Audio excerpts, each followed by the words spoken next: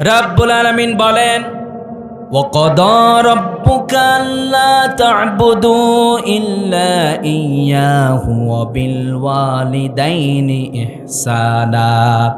রাব্বুল আলামিন বলেন, গোলাম আমার প্রথম ফয়সালা হচ্ছে জন্ম থেকে নিয়ে মৃত্যু পর্যন্ত গোলামি চলবে কেবলমাত্র কার? জন্ম থেকে নিয়ে মৃত্যু পর্যন্ত কেবলমাত্র সেজদা হবে কার জন্য? জন্ম থেকে মৃত্যু পর্যন্ত জীবনে যত চাওয়া আছে সকল চাওয়াগুলো কার কাছে?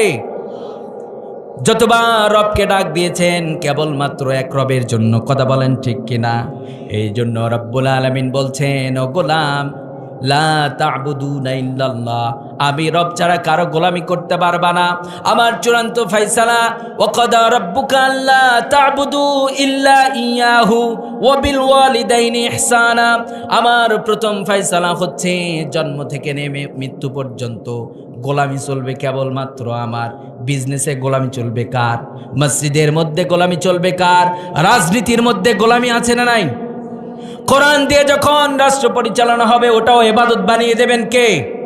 রাব্বুল আলামিন। কাল কিয়ামতের মুসিবতের দিন 7 চিরনির মানুষকে আরশের নিচে ছায়া দেবেন, তার মধ্যে একজন ন্যায়পরায়ণ শাসক। আল্লাহু আকবার, কথা বলেন ঠিক কিনা? তাহলে একজন ন্যায়পরায়ণ শাসক যিনি কোরআন এবং সুন্নাহ দিয়ে রাষ্ট্র পরিচালনা করেন, তার দাম রবের কাছে কম না বেশি?